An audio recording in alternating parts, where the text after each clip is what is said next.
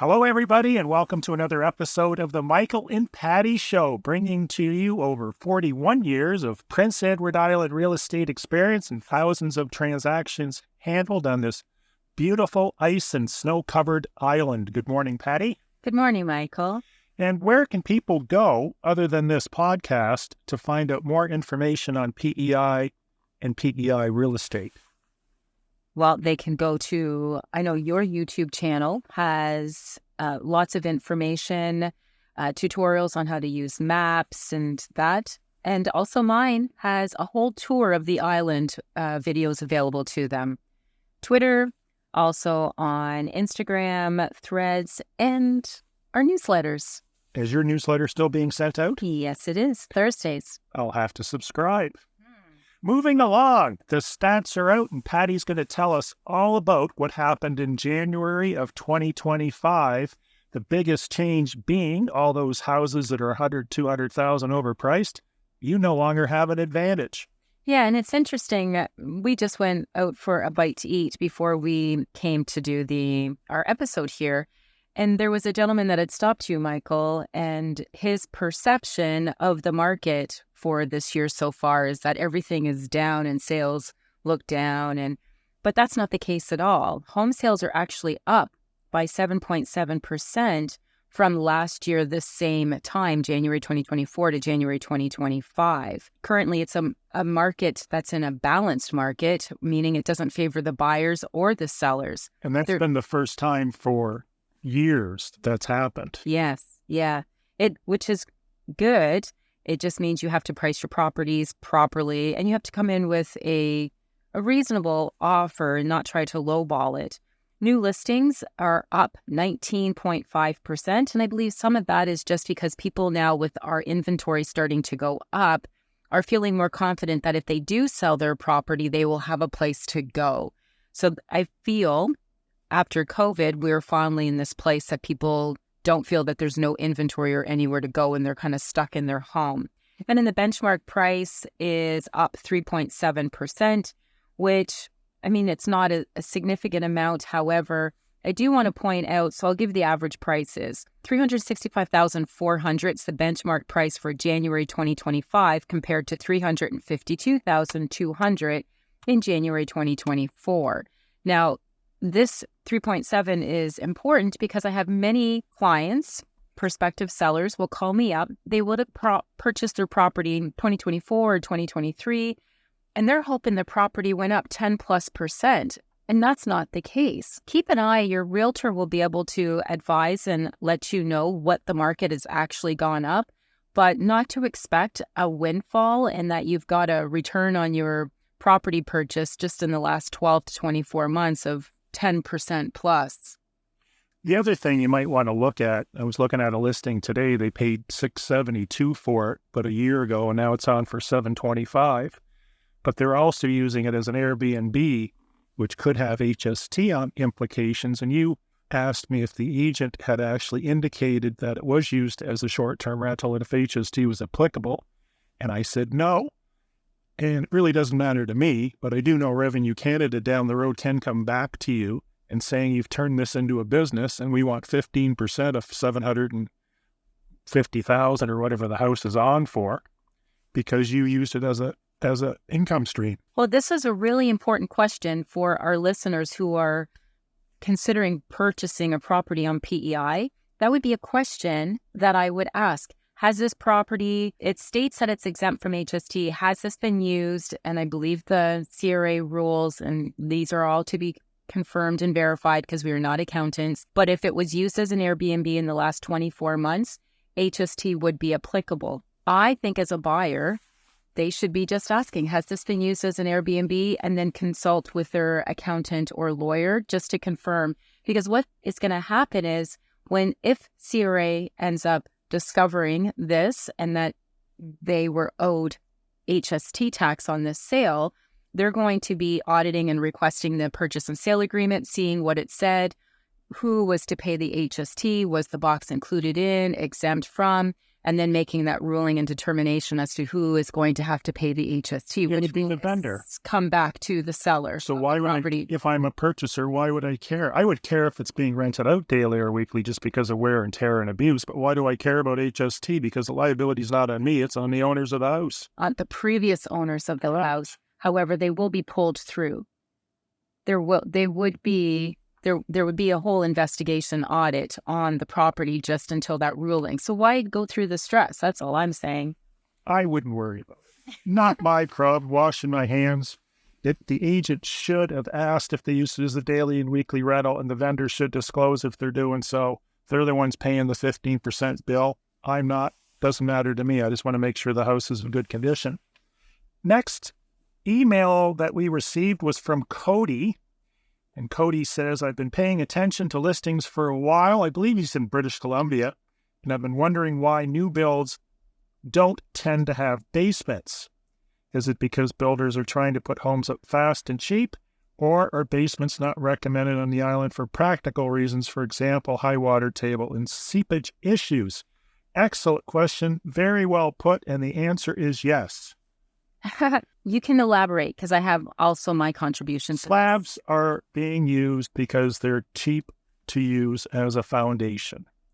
In certain circumstances, let's just say hypothetically, you're near the water and there's a high water table and you dig 3 feet below ground and there's a fire hydrant of water coming out, or you've hit a spring. Well, in that case, you probably want a slab. But for 99% of the cases in the cities, they're using a slab because they're cheap. And I wouldn't want one unless you've got certain flooring that gives it, a little bit of a cushion, because walking around on a big concrete slab all day is not comfortable. It's like walking on a sidewalk, which is why they brought out boardwalks, because people prefer to walk on wood than cement. And the other thing is they may or may not be heated. So they may heat the slab, they may not. And that's a discussion in its own. But to answer Corey's question, yeah, it's a cheaper build. Some people may like having no basement. Okay. Was it Cody or Corey? Cody. Okay. I'll just add to that. One of the other reasons when you see communities, and this is probably across Canada, it tells you the demographic of the buyers. So we have on the island an aging population. And a lot of the baby boomers, they don't want a 2-story home. They are selling their family homes. They're downsizing. They want to simplify life. So it lets you know what kind of buyers are these builders trying to capitalize on and satisfy. But these aren't 2-story homes. These are bungalows that could have a basement. They could have a basement, but that's what I'm saying. They're appealing to the baby boomers, which they don't want a basement. They want everything on one floor, and they're not necessarily worrying about resale. They're just thinking of their immediate needs right now. Moving from India. Okay. Do you have people moving from India?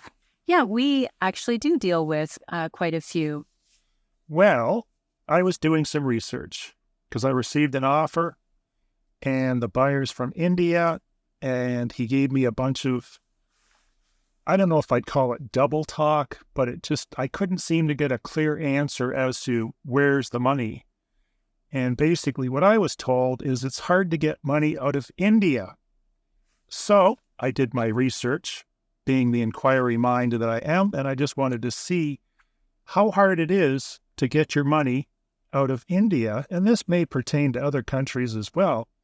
But it was very, very interesting. Basically, it was 2 pages of stuff that they may be subjected to. Everything from what they call liberalized remittance schedule, LRS limitations, which Indian residents can only remit up to $250,000 US per year, April to March. It goes on and on. Restrictions in capital transactions, tax compliance and reporting, bank approval and documentation, restrictions for non-resident Indians, NRIs.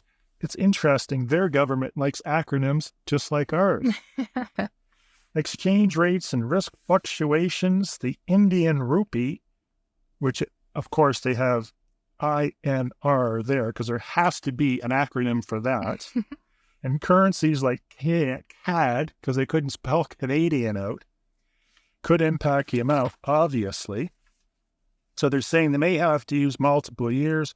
I'm not going to get into all this, but it is true. So if you are dealing with somebody from another country, it doesn't necessarily have to be India, make sure they can get the cash out of the country to do the closing. In this case, I can't see this transaction working because we're going to be sitting around with no money because I don't think they can get it out. Have you run across anything like that? Yes, I have come across where it's very difficult for them to get their funds out of their country of origin into Canada, which just delays the closing. And according to this, Michael, which is quite interesting, it could take over a couple years. Advice is if you are a buyer looking to purchase a property, do your research or due diligence and, depending on where your funds are, make sure that you would have them available for closing. We just had one last year, Michael, where the funds were in Iran.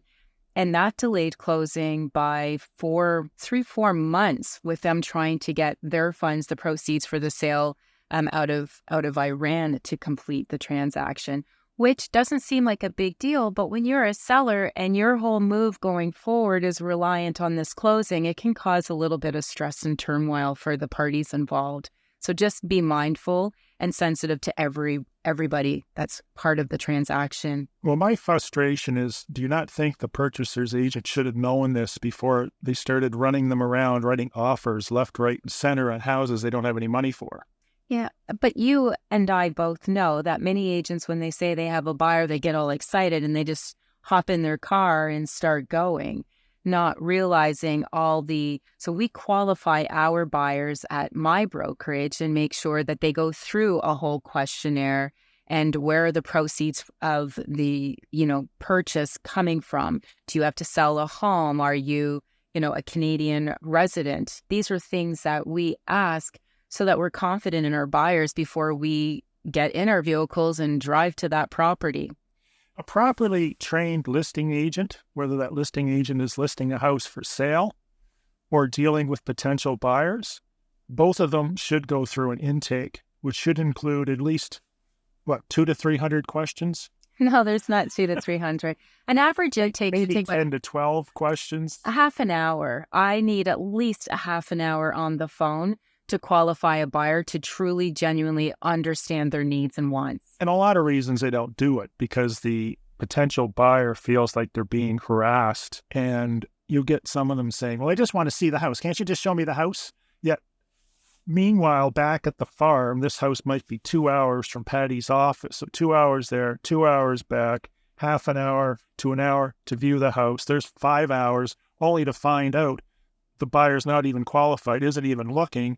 And it might have been her ancestral home from 30 years ago. She just wanted to see the inside. In the meantime, you're wasting the other agent's time and the vendor's time. And that has happened as well. So, yes, you definitely want to make sure you bring them through a buyer's intake because a lot of buyers feel, and we just had this at our office, that they have to go through the listing agent. And that's a whole other conversation. So they'll call every listing agent to book the showing. And if a listing agent doesn't qualify the buyer as well, which would put us in limited duel, if they don't qualify the buyer and they're just driving out to show the property, well, everyone's waiting to see who wins the golden egg at the end of the day. Is this buyer going to buy through me? No, they went off to that property. I don't do that. That's not what my responsibility as a listing agent is to bring random buyers through who are not under contract with me. And of course, as we've discussed in previous episodes, when you're dealing with the listing agent, they probably aren't working for you, the buyer. They're probably working for the seller. Couple questions. I'll ask you these questions because they're highly complicated and super difficult to answer. Question number 1 is, our house is under contract or conditionally sold, as we call it in the industry. Do you still show the house and advertise it? So basically, I have an offer on my house that's subject to home inspection, water test, financing.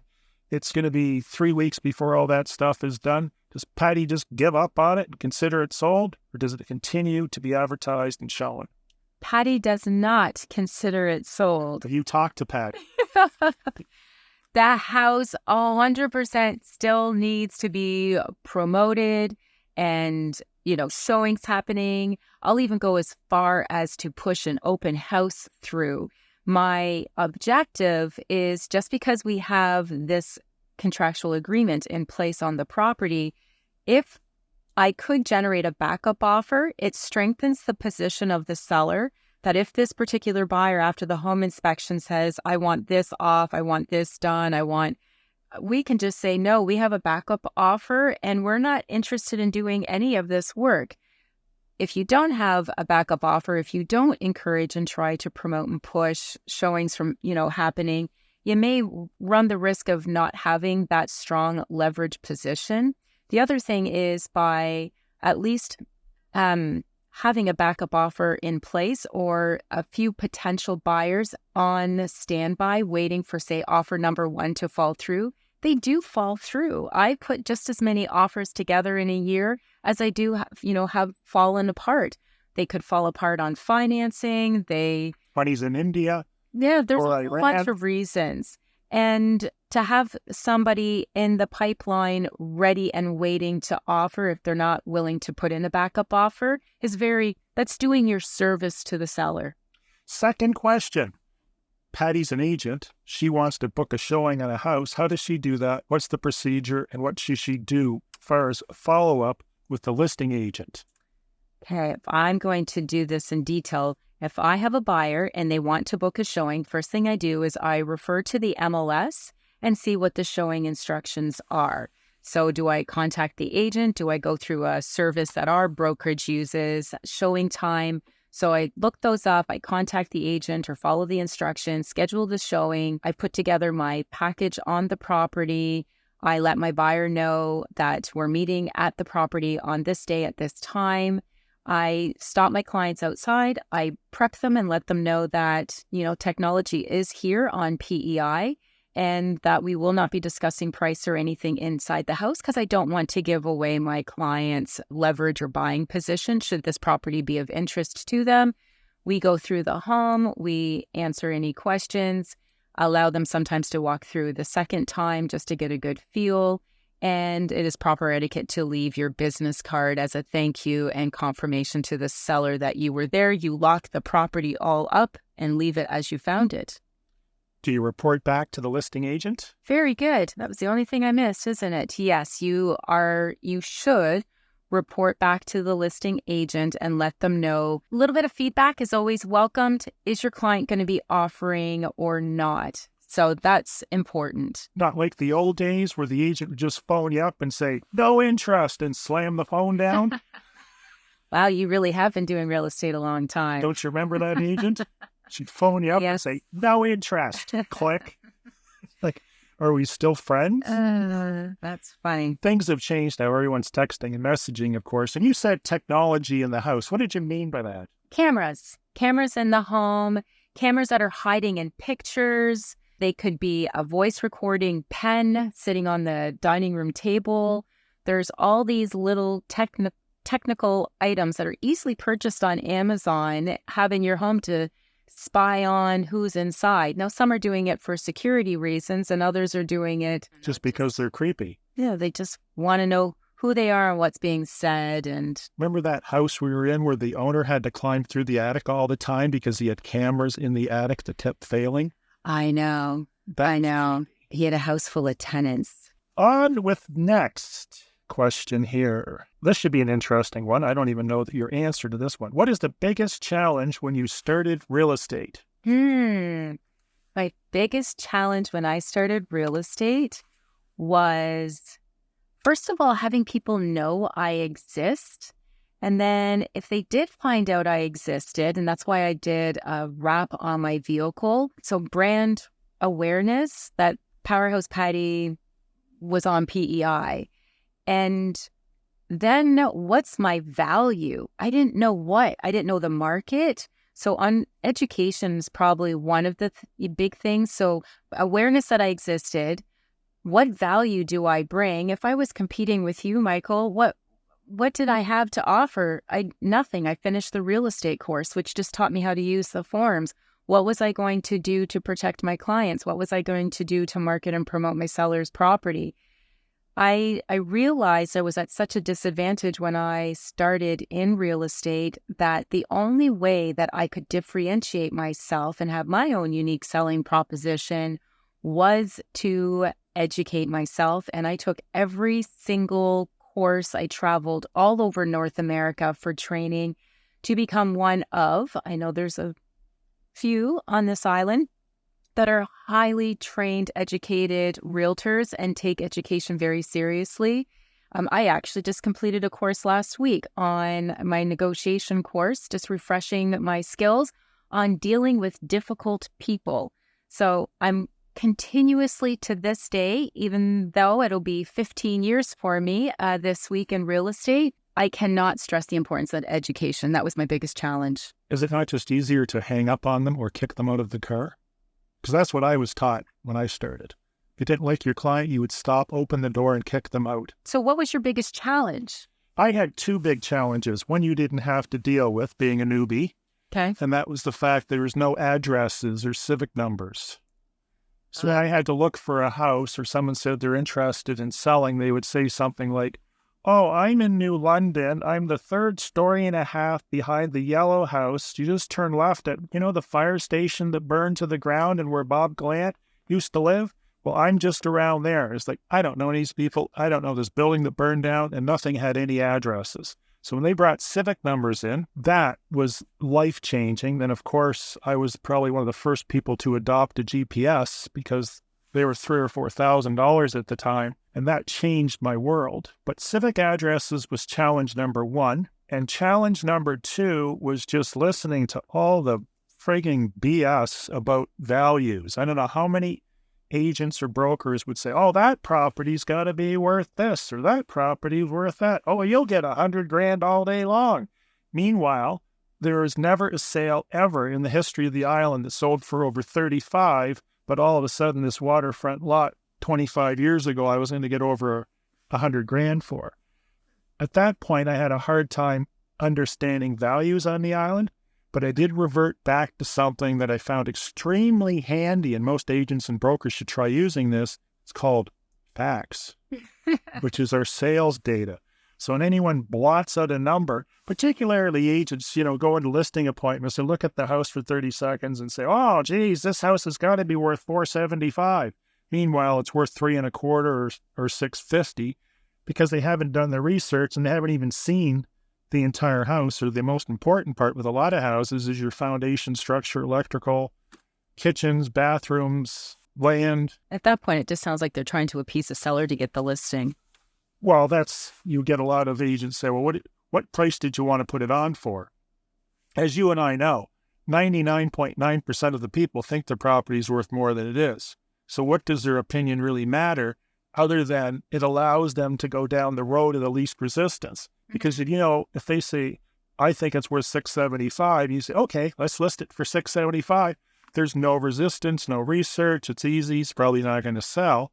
But then Patty can come along, pick it up down the road, price it properly, and sell it. So they're actually doing you a favor. But the other thing is, as a seller, disclosing, and we just came across this as well in my office a couple weeks ago, that this seller on the island gave a price because the agent went in, not obviously a well-trained agent, and just said, "Yeah, so what were you hoping to get for this property?" The seller threw out a number, and the agent ended up saying, "Yeah, that's what I was going to say," but they went 5,000 below, so let's just say round numbers. For the seller wanted 400,000.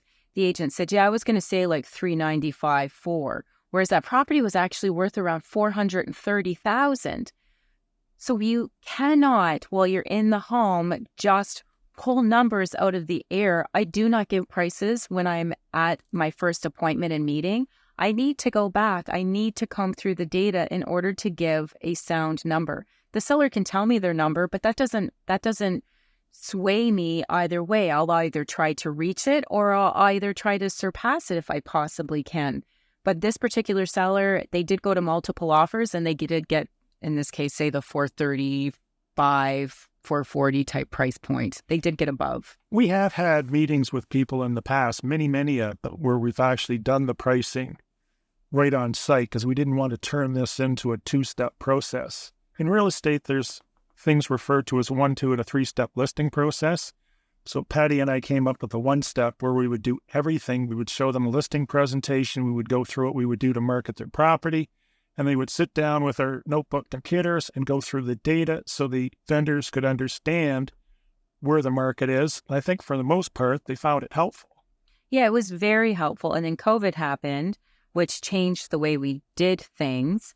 I have changed my process a little bit because I did have clients come into my office and we went through that process in person, combing through. But unfortunately, this particular seller kept gravitating towards properties that were superior to theirs and saying, this is where I want mine placed. I feel this is a number. And it's really hard when you're face to face to say, your property is not that. And I said, and I nicely asked, so do you feel this property is similar or superior to your property? And they're like, no, I feel this is a similar property to mine. Whereas I disagreed with them. I said, I feel like the property is a little high. The husband agreed with me. The wife totally disagreed. We put it on. It was on the market for a year and a half. Guess the ending of that story? They still own the property. It's off the market. They said they'd try again in a few years' time.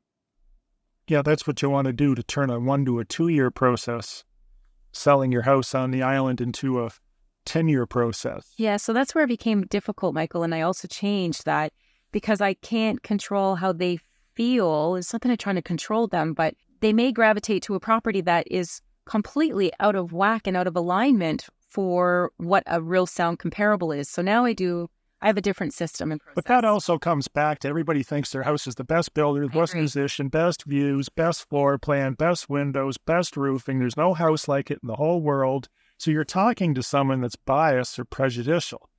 And we've been through some of these houses, and they do not have the best floor plans. Moving on, we had a get-together with one of our lawyer friends there a few months ago, and I couldn't help but think of all the people that we've dealt with in the past that are going through separations or divorces that intended to buy their forever home or built their forever home that found themselves, because of change of circumstances, liquidating that asset. What the lawyer said, and I completely agree with this 100%, but it's a subject a lot of people don't want to discuss with their new love, whether they're married or just moving in together, is cohabitation agreements. And as far as I'm concerned, this is no different than Patty and I going into a business and having a business agreement written up as to who does what, who pays what bills, where the net revenue income comes from, who's responsible for X number of dollars investing. So a cohabitation agreement, it would be for people moving into a house. What it would do is it will allow you to protect your individual assets, clarifies financial responsibilities, avoids legal uncertainty, as I read from my list here, defines ownership and equity rights, simplifies separation. That's the important part, because you know where everybody stands and what they get. So you're not paying out massive amounts of legal bills at the end of the day deciding who gets what. Protects against unexpected events, and they mentioned disability and deaths. Helps with estate planning. So that would also deal with deaths. So what are your thoughts on cohabitation agreements? Are they a good idea or a really good idea? I think they're a great idea. Probably caused the separation before you moved in, if you mention one. Yeah, because some would just feel like, do you not trust me? No, I don't. But like you said, if you look at a relationship like it's a business agreement, you are agreeing because you're taking your livelihood, your income, and you're going to merge with another individual, that there's no guarantees that this relationship is going to stand the test of time. Everyone wants to think that they're going to grow old and they're going to sit in their rockers and they're going to be like 100 years old together and everything, rainbows are going to come out, the sky over their home all the time. That's not the way it usually happens. A small percentage of people actually are able to stand the test of time and make a relationship work. I feel when you talked about simplified separation, it may actually help avoid separation because the rules are very clear. here's the expectations, and it's a respect. There's a higher level of, I know my role and responsibility, and you have your role and responsibility. And I think that relationship would actually last longer because of this mutual cohabitation agreement. I remember reading somewhere some time ago where the two top causes for separation were finance, money problems, or money issues. In this case, it would be seeing who's responsible for what, and children. So this is just one way to handle one of them. Yeah, I think it's an excellent idea. And I think more people need to, have this conversation, not from a I don't trust you, mentality or mindset, but from I really care about you. And before we agree to move in together, let's define what this is going to look like to set us up for success right out of the gates. And if you are dating somebody new, I think it's a great idea just to bring your lawyer on along with you on all dates. Bring your lawyer. That's funny. Or you can do what Michael recommends and suggests too, and that's to pull their credit report so that you know. Well, you absolutely want a complete financial mock-up of the person you're seeking out. Find out what their credit score is, get a resume. What their payment history is. Maybe do some background checks. Maybe set up a private investigator to watch them for a few weeks. You're fun, Michael. Okay. Paperwork, as far as purchase and sale agreements, amendments, deletions of clauses, they're all just great and wonderful, especially if they're handwritten and they're an absolute disaster to look at. And as far as, dealing with people that want to buy and people that want to sell, that's great. But I've received some offers recently that were handwritten, which is rare these days, that you could hardly read. Information was missing. And I'm thinking, if this ever goes south, the first thing they're going to do is, what are they going to look at? The contract. The contract. And that's why it's really important, whether it's handwritten or typed, to make sure that your contracts are absolutely perfect, because it's not going to matter until it matters, and then you're going to end up in a position where you're cutting a check. You're not necessarily going to get sued. They're going to threaten to sue you, but very few of these cases ever show up in court unless they're fairly substantive. But they're always going to go back to the paperwork. And you've had situations really recently where you've looked at paperwork that was just abysmal disaster, and they're trying to make a decision as to who pays who, and it's really hard to come to a conclusion. So it comes back to you forming an opinion on missing information. And that's not a position you really want to put yourself in, and you shouldn't. Just make sure your contracts are clean. Know how to, as a realtor, know how to write a contract. And as a buyer, it's okay. Like, there is a solicitor's approval condition, and I'm not an advocate. I know how to write my contract if I'm a buyer's agent, so I typically don't include that in. But if you're a buyer listening to this, how to protect yourself is ask for that solicitor's approval, especially if you have a newer agent and you're trying to help them establish their business and it's all warm, fuzzy. I would be getting that contract reviewed by a lawyer to make sure that it's tight and that there's no issues, because that one clause allows you to make any corrections. If there's something that you weren't aware of, if you had to get out of the contract agreement, that solicitor's approval is very important, especially if it's a newer agent, writing the contract. And the same, if you're a newer agent and you're not sure what you're doing, put it in to protect yourself. It may not necessarily be, in turn, it will protect your buyer. But if you're not confident writing contracts, get your education, but get a lawyer to have your back to avoid a really, really messy potential situation. Our last topic is property taxes. The property tax bills will be going out any day now. Usually they come out, March, April? No, they come out at the end of April. Oh, that's what I said, March, April. Yeah. So that's one of them. So I'm 50% correct. So they're Sure. going to come out in April. One of the things to look for, and I did a video on this on my YouTube channel years ago, is check your assessment value and make sure that you're not paying more property taxes for that property than it's actually worth. Vacant lots, I find, are probably the biggest victim of this.